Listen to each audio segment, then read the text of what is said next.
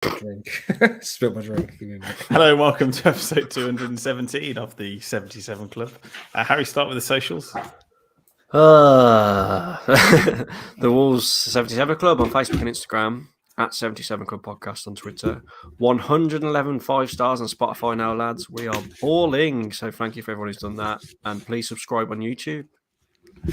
If you can hear some commotion in the background, Jack has spilled his drink.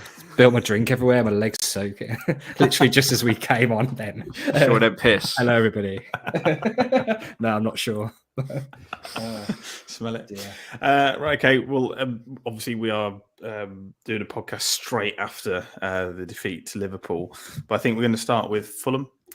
Friday night football. Harry, got Jack in the background. Sorry, he's trying to concentrate. Oh dear. Fulham in fine form. Also, Bayliss was at the game. He's not here tonight because he's gone to see Darren Brown, so he's probably literally stuck to his seat at the moment as we speak. A bit of a weird one, Harry, because Fulham, I think we've spoken about before, had the lowest expected goals for and most expected against, but somehow find themselves in a race for Europe. Just your thoughts on that one to begin with.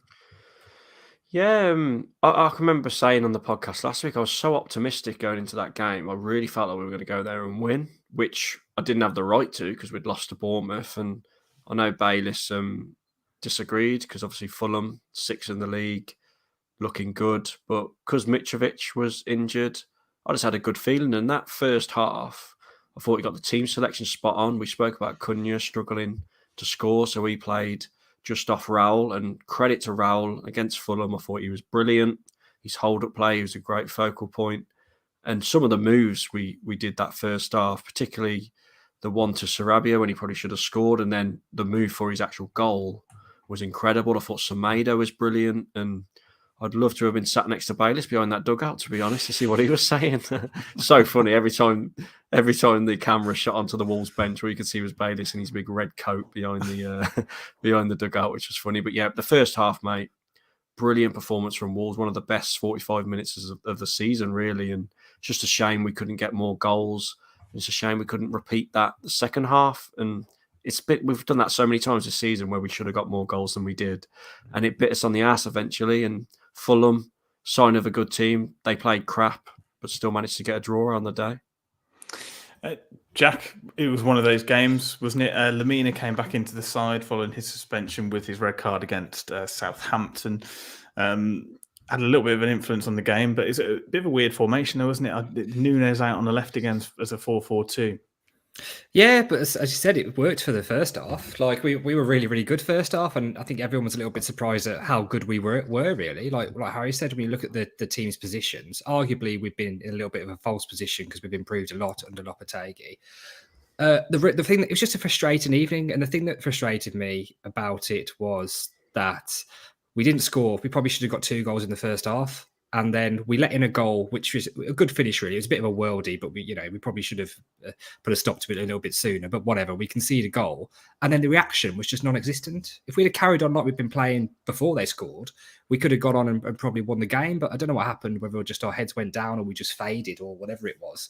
And we just didn't really look like coming back in or taking the game by the scruff of the neck once that equaliser had gone in, really. And at the very end of the game, Jose Sarr pulls off a save, which Brilliant. arguably, really, really good, wasn't it? Because it really would have hurt to go away from that game with nothing, and we very nearly did. So at the end of it, we were quite happy with a point. But I would have taken a point before the game, but we should have really made the most of it when we were on top for that, particularly that first half, and we didn't. And ultimately, it's ended up costing us 2 points. But pleased with the way we responded to the Bournemouth defeat, because we looked great at the start, really. And Lopetegui did get it spot on, and the formation did work. And I think it's always difficult, Harry. I know that we could probably put the title of the podcast last week as the potential podcast for the rest of the season. Wolves' 3 strikers still have 0 Premier League goals. Obviously, they have to be on the pitch to score. The one concern was obviously Cunha going off injured, and it did make a difference. It looks like it's not as serious as they first thought it might be. He goes off 60 minutes, Traore comes on in his place, and then obviously 4 minutes later, Fulham get the equaliser. Yeah, it was. That was the turning point. Cunha going off, and as you mentioned, it don't look too serious. I know we're going to get onto Liverpool, but I think we missed him tonight. I thought he was good at Fulham, playing not as being the central striker, playing just off Raul, as I mentioned earlier. And as I say, the starting lineup was brilliant. And I think when we had to make those subs, a bit like against Liverpool, which I mentioned we're going to get onto, it kind of went against us a bit. And I'm just glad we didn't lose. I think Jack mentioned the save from Sarr. Brilliant save. I think he's been really good since he made that mistake against Man City. I think he's improved his performances and just done what he needs to do and pulled off some important saves. Thought Podence and Costa were really poor when they come on. Very frustrating, and just we didn't look like getting the winner, did we, really, towards the end? It'd have been harsh if we'd have lost. Really harsh. And the goal was a worldie. He did exactly the same goal in the FA Cup, didn't he, the other night? So it was no fluke on his part. And it's just a shame we couldn't get the win, because if you was watching that game and you had no idea what the Premier League table looked like, you'd have probably thought Wolves were the team in the higher position, to be honest. And a draw away at Fulham is a great result. And it's just just frustrating because I think we could have won that game, and I thought we was going to before the game too. It's always easy to look at promoted sides and say, that's where we need to be picking up points, Jack. I think that's 6 points from a possible 15 against promoted sides. The win against Forest, 2 draws against Bournemouth, and a draw against Fulham. Sorry, no, we lost to Bournemouth, didn't we? The other way around. Is that a good enough return? Is that what you expect? Or do you think the way that the season has panned out that it isn't too bad? I think I'm slightly surprised this year about how well the promoted sides are all doing, because they've all had occasions where they've been relatively high up the table, really. I mean, I remember after Bournemouth, we got that point away from home at them when it was just the most boring game ever. They went on a little run after that, and they're in the top half. And I looked at the table, it was like, well, where's that come from? They were dreadful. So I think they are punching all a little bit above their stations, and that's because more established teams are taking up the lower spots. I mean, like we did for a while, Southampton, West Ham, Everton. These teams are in and around there. So that shows really that it doesn't happen very often, does it, that all the 3 promoted teams who come up actually go down? And this season will be no different, I don't think. So no, but I think at the same time, we should be looking at those games to get points from, being an established team. And if we'd have had Lopetegui for the whole season, we'd have had more points from those games probably. But under Bruno Lage, we could get beaten by anybody. Yeah, that's a very good point. Harry, in the grand scheme of things, I think you did mention it there, saying that a point away at Fulham, with the context of how the season has gone so far, is not a bad point. But did you expect more? Because I think last week we were all quite confident when we were sort of up and down at the moment. We're going, everything's really, really great. I think there was at one point 3 wins in 4 games. And now with the Liverpool result, no win in 3. Yeah, I think what concerns me is the way we faded away second half. Against Bournemouth, we went 1-0 down. We faded away in that second half and did nothing. We faded away against Fulham and eventually drew. We're going to get on to Liverpool. We faded away late in that second half. I think that's a bit of a concern. We've been brilliant in the first halves. I thought we were brilliant first half against Liverpool too, defensively, and created a few chances early on. But yeah, the Fulham game, it was, do you know what it was? It was exactly the same as when we played Villa away. Absolutely dominated the first half. It was class. Got the 1 goal when we should have got 2. And then we fell back and sat back, made some substitutions, which didn't work. And luckily, didn't lose at the end. Villa could have won at the end. Fulham could have won at the end. And we did hold on for the points. But yeah, I probably did expect more, mate. I think after that first half performance, I expected the win, but it wasn't to be. There is a bit of a theme emerging there, though, because I think the one thing that I particularly, and I think we all have praised Lopetegui for at the start, is substitutions and how they've changed games. And the last 3 games, he's changed it, but it hasn't worked. It hasn't worked. And that's probably the difference, really, is that they've just been a little bit ineffective. I mean, the subs we brought on against Fulham, I don't think any of them touched the ball. And that's not an exaggeration. It was that bad. And a similar thing can be said tonight against the Liverpool game, really. They were just really ineffective and sort of broke our stride, really. So, yeah, I'm not like knocking him or anything, because obviously he's got us out of the bag a few times with the way he changed it, but it just seems that he's probably done the same thing and it just hasn't had the same effect these last few games, but we'll see. Take the rough with the smooth. Let's talk about Liverpool. The comment section is filling up very quickly with tonight's match at Anfield. It seems that we play them all the time, every week, Harry. Fourth time this season. And we leave Anfield again with nothing, not even a replay to help ease the pain. So obviously was forced into at least one change tonight with Cunha not taking part at all, not even a place on the bench for him. Obviously done as a precautionary measure rather than anything else. So if we just go through the team, Sarr, Semedo, Dawson, Kilman, Bueno, who I thought had a great game against Fulham, by the way. Neves, Lamina, Sarabia, Moutinho, Nunez, apparently. I didn't see him playing there tonight. Absolutely vacant. Jimenez up top by himself. Thoughts on that? For me, I think he got the formation right. I think he got the tactics right. A 4-4-1-1 base. Was it Moutinho in behind Raul? Sarabia and Nunez on the right and left. They did way more defensive work than they did attacking, to be honest, to help out Bueno and Semedo. And I thought we looked fairly comfortable first half. I know Harvey Elliott should have scored that header. 6 yards out, got to score.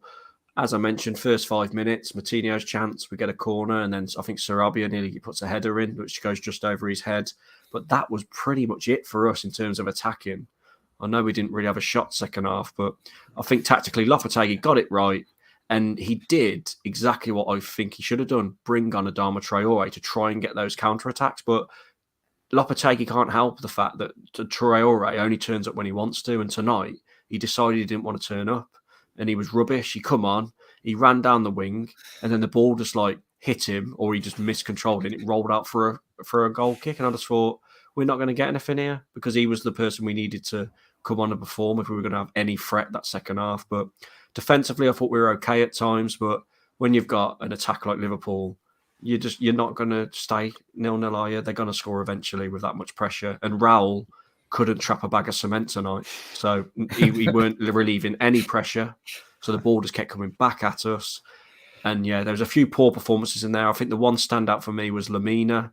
He's a bloody rock in that midfield, and he was breaking up play really well. But yeah, not many good performances apart from him, really. I thought the ref was a little bit card happy. I thought Semedo's in the first half was extremely harsh, and then you're sort of on eggshells for the rest of it. I think it was on 35 minutes roughly. But I said at the beginning of introducing this game, Nunez, it looks like a luxury player who doesn't have any impact, and it looks like the majority of people in the comments. Adam says Nunez to be dropped. Dan says Nunez was shocking tonight. Nigel says Nunez is absolutely pants. I would agree with all of those assessments of Nunez. Would you, Jack? I mean, again, he's maybe thinking to himself he's going to be in the shop window because he's going to move to Liverpool in the summer, but I doubt Klopp has seen really anything apart from maybe the win at Molineux that would suggest that he would be a good buy. We had that one good run, didn't he? That he seemed to go past about 4 or 5 Liverpool players. But I see what people are saying. The fact that if that's all he's doing, then he shouldn't really be deserved of his place in the team. I don't know. Maybe I wasn't going to come in as hard on Nunez as the comments seem to be suggesting, but then I'm thinking maybe that it's me that's missed something really, because overall, just the whole performance, apart from maybe the first 10 minutes when you thought this is going to be an end-to-end game here, we're both going to go for it. Brilliant. It's going to be really exciting. We just didn't create anything. I think I wasn't really looking forward to this game, and we were playing Liverpool again. I thought away at Anfield's always difficult. There's going to be a reaction from them after we did them last time comfortably. They're going to be more up for it than we are, and I think it showed really. And it's really weird how changing the location and it's just a few weeks changeover of the same teams playing and how different it is. And I know we got in 0-0 at half time, but they had the better chances. We couldn't have really been arguing if we were 1-0 down at half time, I don't think. Then we get the warning sign. Jota just cuts us apart like a knife through butter, doesn't he? And we get a lucky break with VAR, so the goal's disallowed. That should be our wake-up call. And it just didn't happen. It didn't happen. We did the same thing, and then eventually got punished, and then got punished again, and got nothing more than we deserve overall, really. And I think defensively, I think you can say there's some good performances in there. Really, I think the 2 centre backs did well, but just there was no outlet really. Sarabia looked like he was lost first half, I thought. Who else? When the subs came on, as I said, just nothing changed. Losing Bueno early didn't help, but then Aït-Nouri I thought came on and was probably our best attacking threat. So and defensively, I thought Aït-Nouri did well. Yeah, but Aït-Nouri seems to do well against Liverpool and looking after Salah. But then it's as soon as the actual first goal for them went in, we just looked beat because we just didn't look like scoring. Like, did we have a shot after in the second half at all? We didn't. I don't think we did. And we didn't even look like having a shot, did we? Really? Because it just we put in a couple of crosses. That was it. Sorry, I just want to go back onto the Núñez point because the comments, as Sam mentioned, are flooding in. It's weird with Núñez because we accused Bruno Lage of playing him out of position, which I think he was. I think he's better being deep in midfield. But now, all of a sudden, Lopetegui's playing him left wing or left midfield. So it's like, it's hard to really criticise him too much when, for me, he's a deep line midfielder who picks up the ball and drives forward. He's been pretty poor, hasn't he? He's had glimpses. I did that. We always speak to This Is Anfield, don't we? Before a Liverpool game, they always get in touch and they said, what's he been like, Núñez? And I think for me, he's been a bit of a flop. I think with the hype and the reputation that was around him, I was expecting a lot more. But you can see sometimes it's there, isn't it? That there's little glimpses where you're like, there he is. Like Jack mentioned, that run tonight, he picked up the ball on the edge of the box and I thought, don't lose it here.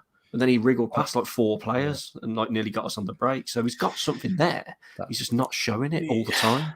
I think the problem with Núñez is the way that we signed him and the stage of the window that we signed him, because we were looking at a pretty depleted squad and one that probably wouldn't even have been enough to field a full bench at one point. So I think when that transfer came in, and all the sporting fans were kicking off about it, and it had come at a time where we really, really needed someone in the middle of the park, and then all of a sudden there was this big, what looked like a marquee signing. And I think the hype around that might have just added to what we're being like with him now, because I think if we'd have signed him, if he'd have been the first signing of the summer, and those transfers had been the transfers that we made in the January transfer window had been made last summer as well, I don't think we'd be talking about him in the same way. So I think it does seem to be the way that they're signed and the way that Wolves have conducted their business with Scott Sellers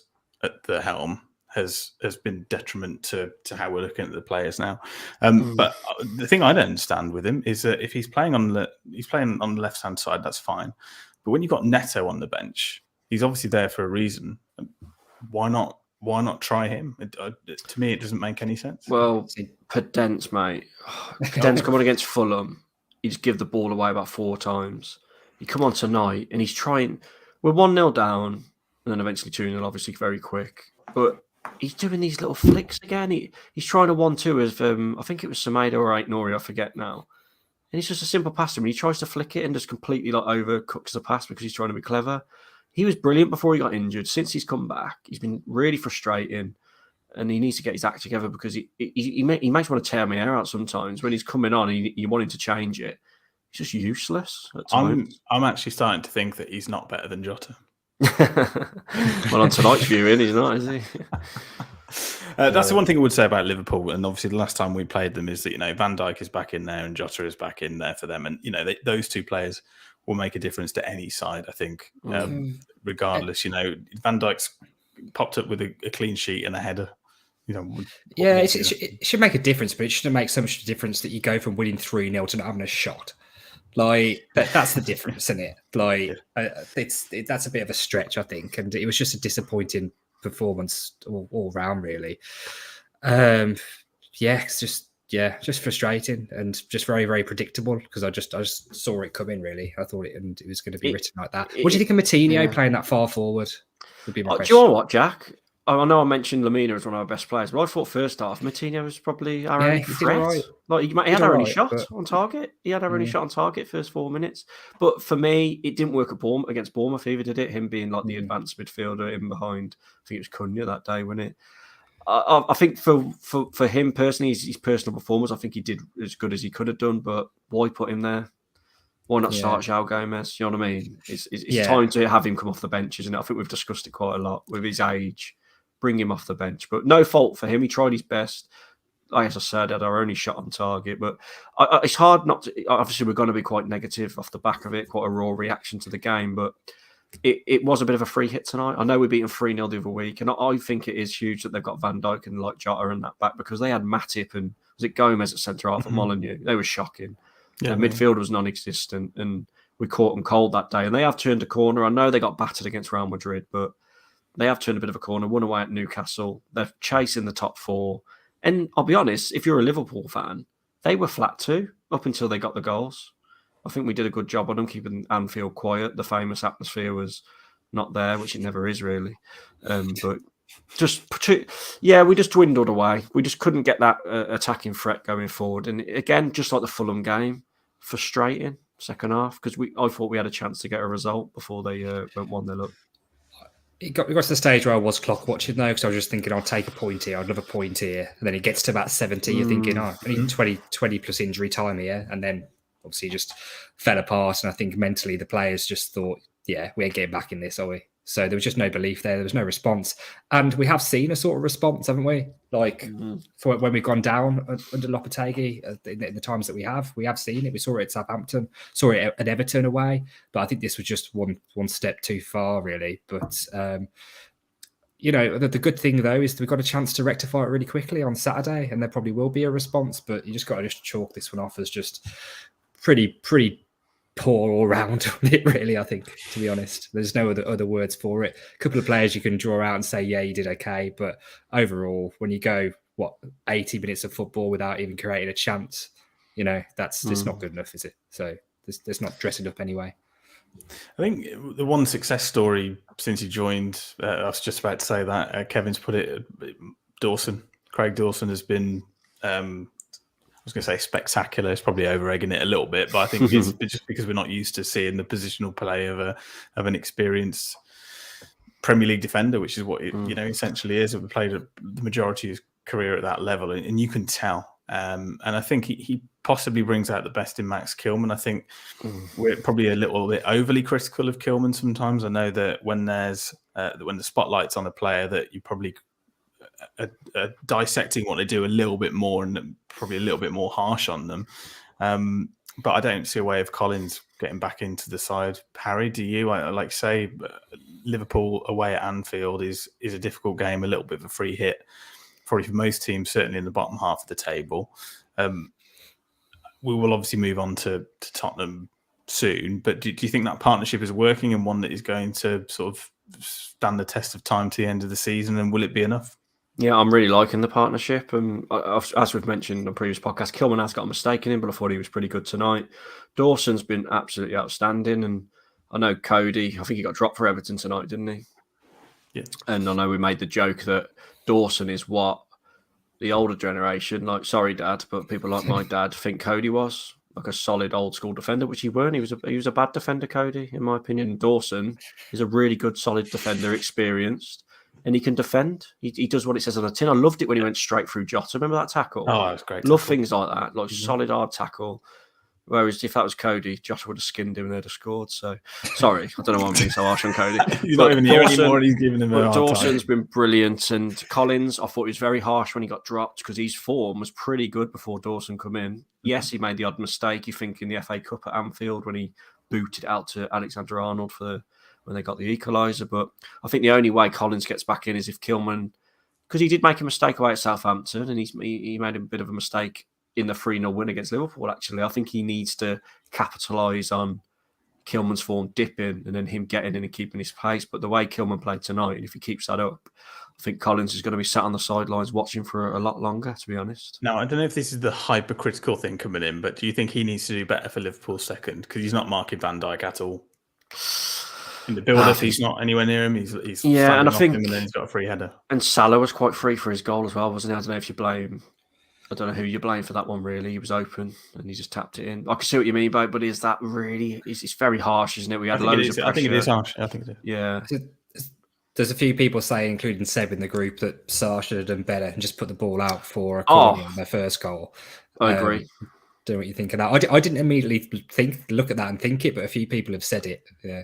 He should have, in hindsight, looking at it, he should have just parried it out for a corner. But does he know Jota stood there? Probably not. But parrying it back into like a dangerous area in the box, never the best. But as I say, I think Sarr's been pretty good, so I don't want to be too harsh on him.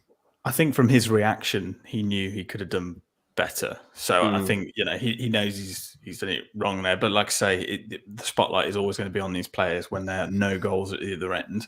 It's going to be the odd goal that if you make a mistake, it leads to the goal, and that's just the way it is. We've got handbags in the comments. Sorry, Jack, go on. One thing that's quite funny though, do you think like after the debacle last time for the FA Cup game that the Liverpool tech crew have like checked that camera down the bottom of the pitch covers the whole pitch 100 times, only for us not to need it at all because we've not got out of half really or created anything for the whole game.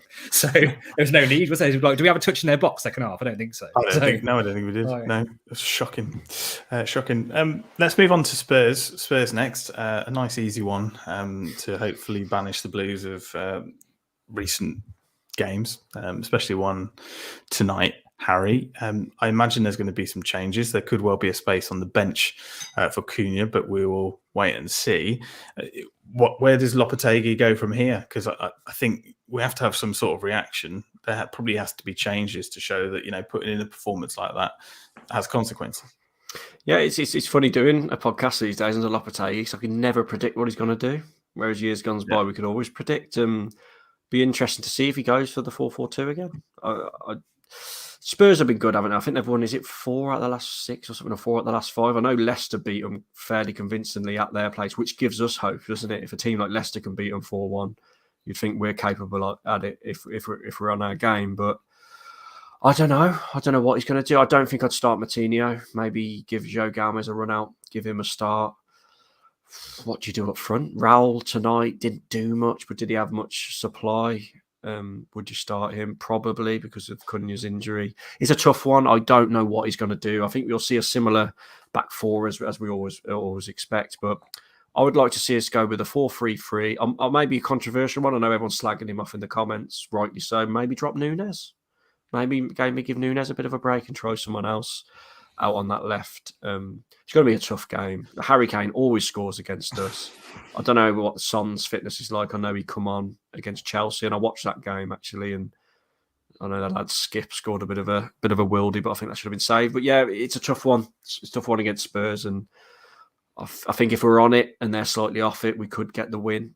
It feels like a bit of a free hit again for me. I think Leeds is a bigger game in terms of our relegation survival hopes, but huge game really in the grand scheme of things. And I've just been looking at the bets. I don't know if you want me to do the betting odds in a minute, but it's a very fairly even one for the bookies as well. So it's a hard one to call, really. Jack, it could be another change, of course, depending on how serious Hugo Bueno's injury is. He did go off the pitch through his own energy and using his own legs. So that's a start. He wasn't stretched off. Yeah, I mean, if he's pulled a muscle, it'll probably more precautionary and he'll be out for a few weeks while it properly heals. But I mean, we've got a ready-made replacement there. So it's if you're going to lose a player, do it in one where you've got a competitive position. Unlike the game tonight where I was just not up for it and had a bad feeling, I've actually got a good feeling about Saturday because I think we'll get a response. And if we go for it and try and attack them, if Cunha is well enough to start, which is probably unlikely, I'd like for us to go 2 up top because I think the most effective we've looked is when we had Jimenez and Cunha playing together up there, to be honest, in recent weeks. But it's a bit of a stretch. But I do still think we'll have a home atmosphere. We'll want to get a response. We'll want to go for it. As you said, they're not untouchable. And it'll be a good atmosphere because it usually is when we're playing a sort of a big team at home with a bit of an underdog vibe going about us. So, yeah, I think if we go for it, then we've got a chance of getting a result. And obviously we didn't mention who the ready-made replacement was, but I guess you were talking about Ait-Nouri rather than Johnny. Ait-Nouri, yeah, the one who came on tonight. Harry, score prediction.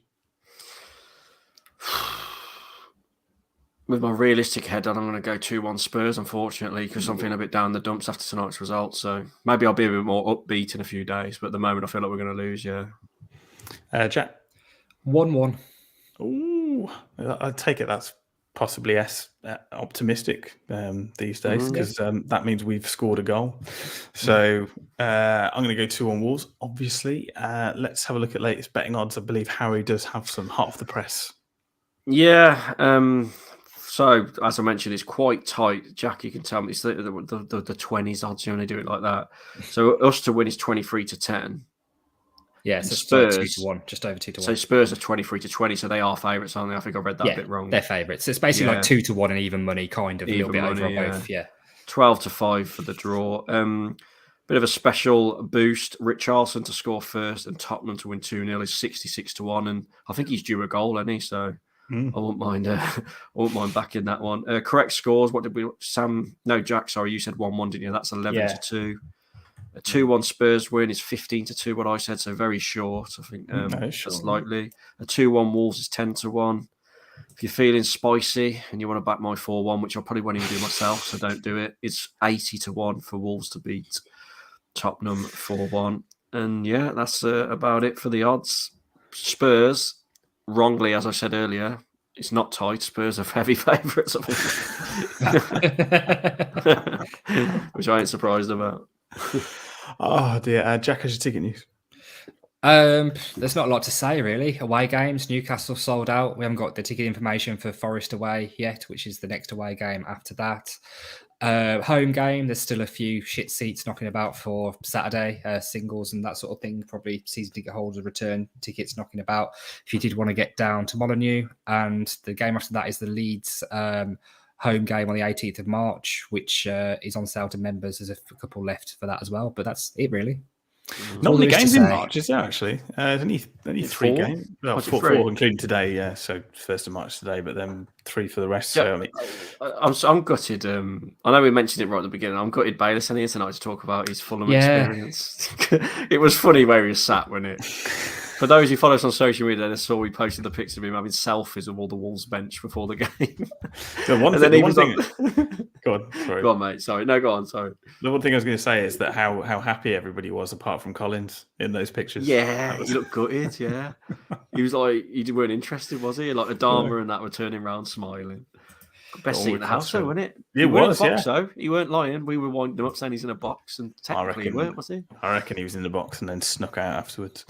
That's what I reckon. The next 3 games in March, then, obviously Spurs at home, obviously we talked about Newcastle away and then Leeds United at home. What are we expecting from those 3? Wow. I think you've got to try and be positive and say 4 points, and where they come from, I don't know. It could be any of them, but you'd think beat Leeds, get a point against one of the other 2. Really looking at how the form's going, but we'll probably beat Spurs and then get a point against Leeds or something. Like that's the thing. Like going into the Liverpool game, I didn't really expect much at Molineux. That the one we won 3-0, and going into the Spurs game, I think Molineux might be a good atmosphere Saturday because we're underdogs, which it usually is. So I think we might nick something there. Although I've just predicted a loss. Leeds, you've got to think we're going to win that massive game, and Newcastle, I think because they had that bit of a disappointing cup final, didn't they? I don't know if their season might, dwindle away a bit, and that might give us a bit of hope to go and get a result there. So, yeah, we need to get something out of it because we're going to start looking over our shoulder and getting worried again, aren't we? If we don't start picking up points. And it's from a pretty slow March, a pretty congested April, 6 games in that. So I mean, they're going to be coming thick and fast. Obviously, catching up with a little bit of the World Cup in there too. We're going to finish off with a couple of transfer rumours that I think have come through today, actually, Harry, that you highlighted. Just tell us what those were. Yeah, so it's popped up today, weirdly, because we're playing Liverpool. I don't know if the journalist who brought it up and created the rumour just did it because we're playing Liverpool, but apparently Spurs and Liverpool are eyeing up Kilman. They're interested in signing him, which there's always rumours with him because he's obviously a fairly young defender. He is good and he left-footed solid, so that'd be interesting. Don't know how true that is. English, yeah. Well, and I think the big one is Adama Traore. Looks like he's probably going to go on a free to Atletico Madrid, which after the way he played tonight, I ain't that arsed, to be honest. So, see you in a bit. Yeah, he's going to rip it up in Spain again like last time. Kilman, I think the Kilman one, pinch of salt, that one.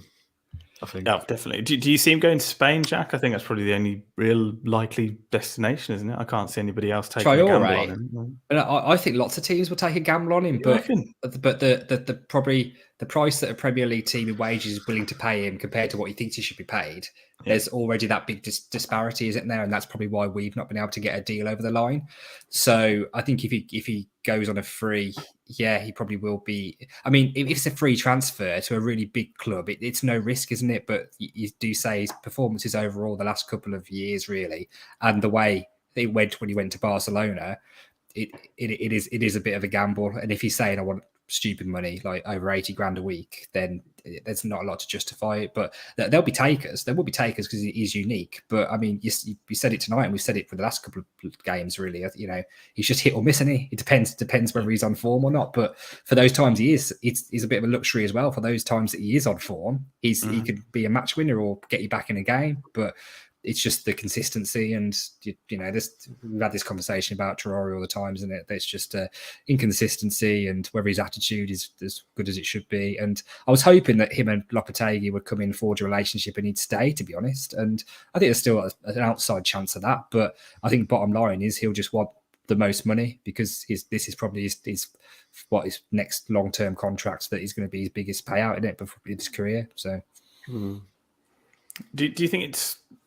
I mean, it's been a bit of a shit show, hasn't it, Harry? The way that his transfers out of the club have been dealt with so far, and to let it run down in the way that they have is probably not great. But that's all with hindsight, isn't it? I think it's probably the way that everything has fallen together. Signing a long-term deal when he arrived at the club, and then obviously the following couple of seasons that were sort of cloud nine, especially compared to what it's like now.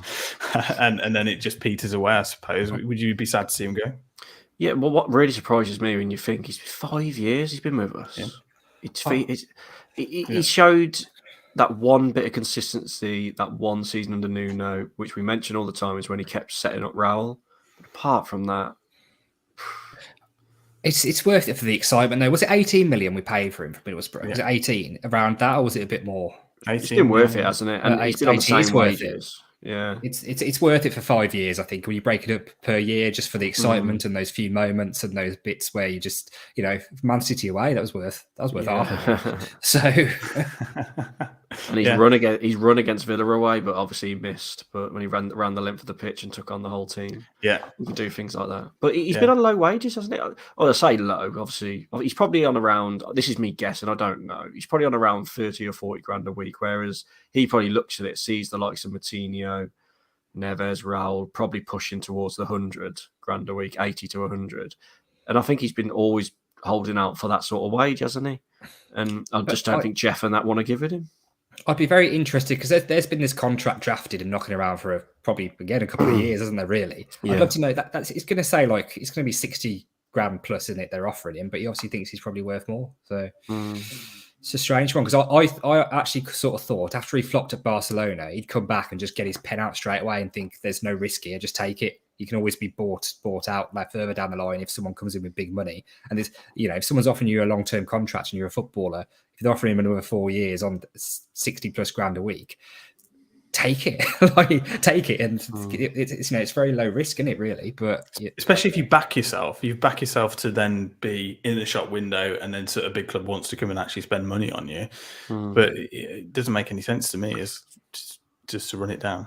Bit of an interesting fact. It's not a quiz, but Dan's put, it's approaching a year now. So it's the 16th of March, 2022, since a Wolves striker has scored in the Premier League. So in 15 days' time, if Raul, Cunha or Diego Costa haven't scored in the Premier League, it's been a year, which is frightening, isn't it? That is ridiculous. That is just screaming for relegation, doesn't it? But I think someone will score on Saturday. I think Diego Costa, 90th minute overhead kick is coming. Won't go that far. Oh dear! Right, on that happy note, we will leave that for another week. We'll say goodbye to Harry Mansell. Goodbye, everyone. And Jack Williams. Bye, everybody. And it's a goodbye from me. Goodbye.